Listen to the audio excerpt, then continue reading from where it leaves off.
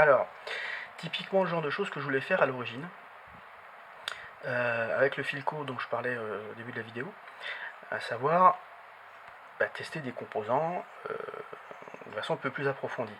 Ce composant, donc ce condensateur, il est marqué type DP, TOB, donc je ne connais pas cette marque, USA, MMF, donc microfarad.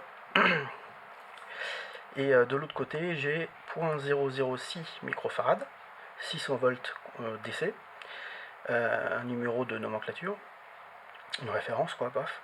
Et ce qui est intéressant, c'est que quand j'ai mesuré la valeur du condensateur, parce que j'avais un petit problème dans l'audio, dès que je montais le son du poste, c'était super saturé, enfin il y avait un truc bizarre. Je me suis décidé à les changer, alors que la valeur indiquée là-dessus est bien la valeur que je mesure avec mon capacimètre. J'ai pas de problème là-dessus, bon. Je me suis dit que je vais le changer quand même, de toute façon pour ce que ça coûte, hein. Et effectivement, immédiatement le poste s'est mis à fonctionner correctement, en tout cas sur cette partie-là. Donc il y avait bien un problème. J'en ai sur ces condensateurs, je dis celui-là, mais en fait j'en avais trois. Et ce que je vais vous montrer maintenant, c'est donc je suis sur la position mica papier. C'est un condensateur qui tient 600 volts, donc je peux tourner le bouton à fond, hein. Ce que je fais quand la lumière est éteinte, en fait, c'est que je tourne le bouton comme ça, vous voyez. Puis après, quand je suis comme ça, l'œil doit se rouvrir. Donc, il doit se fermer et très vite se rouvrir. Et 0 ici. Alors je rééteins la lumière pour que vous puissiez voir l'œil magique. Donc là, il est complètement ouvert. Voilà. Là, il se passe absolument rien. Il reste complètement... Non seulement il est fermé, mais il se superpose même. Je pense qu'on verra peut-être pas bien... Oh, je crois qu'on verra peut-être quand même. Ici, en fait, vous avez une partie qui va être beaucoup plus lumineuse parce qu'en fait, vous avez... si je descends peut-être un petit peu... Voilà. Ici, vous voyez, là, il est fermé. Là, il commence à être ouvert. Là, il est fermé. Je suis à 50 volts indiqué sur le curseur, mais déjà, je sais que c'est moins que 50 volts ici. Donc déjà, à 50 volts, et plus je tourne, vous voyez, ça se superpose en fait. Donc là, le condensateur n'est pas utilisable. Alors c'est typiquement le genre de mesure que je voulais pouvoir faire, le genre de vérification, hein, puisque dans l'absolu, je constate un état, hein, je ne fais rien d'autre. Le genre de choses que je voulais pouvoir faire. Sans avoir à monter un transfo dans une boîte, à faire des... Parce que ce type de montage, on en trouve sur Internet, hein, qui permettent, avec un milliampère-mètre, de mesurer tous ces éléments. Mais bon, un truc tout fait, même si c'est assez basique, comme ça me suffit largement. Alors, il y a une petite chose encore que je vais vous montrer, c'est une référence de chaque côté. Parce que ça, j'avais pas du tout vu qu'il y avait la possibilité de le faire quand j'ai acheté l'appareil, mais je trouve ça rigolo, même si, bon, dans l'absolu, je crois que ça pourrait être surtout utile pour les transformateurs ou les inductances. Voilà, donc ici j'ai pris un transformateur d'isolement téléphonique, j'en ai un certain nombre dans un tiroir, avec indiqué d'un côté P, donc j'imagine que c'est le primaire, donc je l'ai mis de ce côté-là. Je suis en position ratio, à 0. L'œil, bon, pour l'instant il est un peu ouvert, c'est le hasard, donc je vais le mettre comme ça, voilà. Là il est fermé. Donc ce qui va m'intéresser, c'est de voir ce qui est indiqué ici sur le cercle ratio. Alors comme d'habitude ici c'est 0,5, le bas est ici, et à partir de la mesure d'après, le bas est ici. Donc il faut tourner la tête. Bref. Donc ici quand j'ai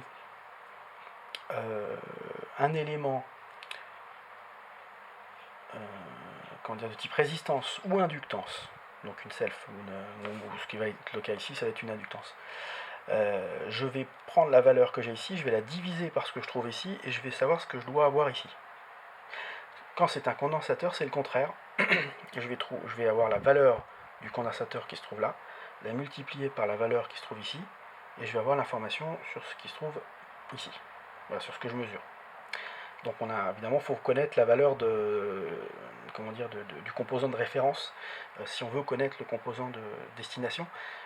Là en l'occurrence je n'ai pas la moindre idée de ce que c'est, donc je vais juste avoir un rapport de transformation, ce qui est déjà pas mal, avec cet outil. Donc je vais éteindre la lumière, je vais le chercher, pour que vous puissiez voir le, voilà, l'œil magique. Alors si c'est un transformateur d'isolement, normalement je devrais être pas loin de 1. Voilà où je suis. Donc je suis. Le 1 est là. 1,5 ici, donc je dois être à 1,2. 1,2. Donc je reprends, c'est une inductance. Donc il faudrait que je prenne ceci, divisé par 1,2, j'aurai cela. Ce qui veut bien dire que ici, j'ai 1,2 fois plus de tours dans mon primaire que dans mon secondaire. En théorie, ça devrait me donner ça. Il met toujours un peu de temps, voilà. Là, je serai sur le secondaire, donc la partie qui se trouvait là, 65 ohms, ça bouge un peu. On va dire 65 ohms.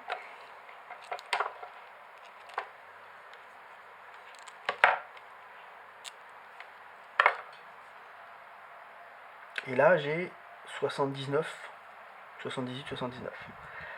Donc, je vais prendre une calculatrice parce qu'évidemment, vous allez me dire, vous l'aurez déjà fait de tête. 79 divisé par 65, ça fait 1,21. Voilà. Bon, en l'occurrence, là, on n'est pas loin. Bon, c'est 78, j'ai mis 79, mais bon, on voit bien le rapport de transformation. Donc là, j'ai mon point de mesure. J'ai une résistance, alors elles font 270 ohms, 5%. Donc je devrais normalement avoir exactement la même chose, je devrais tomber sur 1, puisque ce sont deux résistances identiques que j'ai achetées ensemble. Donc on va voir tout de suite. Donc je suis... Donc je rallume la lumière, l'aiguille est là, et on est sur 1. Rapport 1, 1. Donc si je prends 270 ohms, donc comme c'est une résistance, il faut prendre cette valeur et la diviser par ce qui est indiqué ici. Donc 270 divisé par 1 me donne 270. Donc évidemment, il n'y a pas de mystère là, je peux le faire de tête.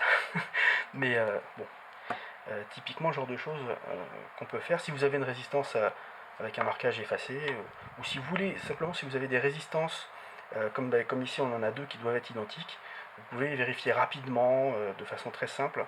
Vous en collez une ici qui sera votre référence, puis vous en avez plusieurs à côté. Vous les interchangez jusqu'à trouver celle qui vous ramène à 1 ici, et comme ça vous êtes sûr que vous avez deux résistances strictement identiques. Quand je changerai les deux condensateurs qui sont dedans, les deux condensateurs électrolytiques, puis peut-être quelques autres, c'est pas impossible, j'en profiterai pour faire une vidéo pour montrer l'intérieur.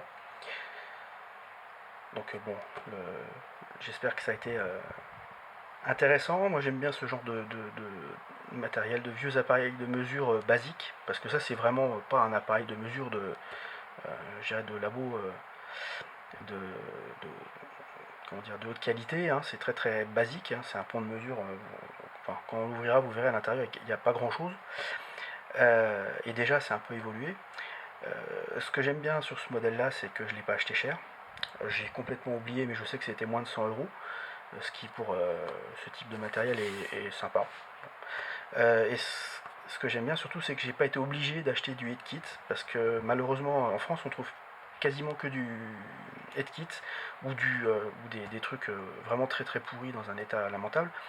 Mais en général, quand vous trouvez un appareil de mesure en bon état de ce genre de ce type, c'est du head kit. Et alors sur eBay c'est pas la peine, parce que immédiatement ça monte à 200, 300 euros. Enfin les mecs qui se jettent dessus, on sait pas pourquoi faire, parce qu'ils s'en serviront pas évidemment. Et ce qui m'embête, c'est que souvent ça finit dans un placard ou sur une étagère. Donc l'avantage de ne pas avoir cette marque là, c'est que bon, aux États-Unis il s'en vend plein. Enfin vous cherchez sur eBay, vous verrez, hein. Et non, je crois que je l'ai payé 80 euros, et avec les frais de port ça montait à 100 euros, un peu plus de 100 euros. Euh, voilà. Ça mange pas de pain, c'est pas plus cher que deux, on va dire deux postes à remettre en état, deux petits postes à remettre en état. Et puis j'espère que je vais pouvoir l'utiliser assez souvent. Je pense que ce sera le cas. Ne serait-ce que pour ce genre de choses, hein, ça lève le doute. Hein, parce que de toute façon, on changera quand même le condensateur. Donc quelque part, vous vous dites, oui, bon, à la rigueur, je peux m'en passer. Euh, je changerai le condensateur et puis c'est tout. Bon. Sauf que une fois que vous avez changé tous les condensateurs d'un poste, il marche, a priori, sauf s'il y a une panne sur autre chose, ce qui peut arriver, ce qui arrive aussi de temps en temps. Hein. Euh, mais savoir pourquoi quand vous changez tel condensateur, d'un seul coup ça fonctionne alors que ça ne fonctionnait pas avant, ça vous lève le doute sur des pannes intermittentes, ça vous permet de savoir que c'est bien ce qu'il fallait faire, et puis ça permet aussi de comprendre un peu ce qu'on fait. C'est pas simple, hein, enfin moi j'apprends au fur et à mesure, et j'aime bien comprendre.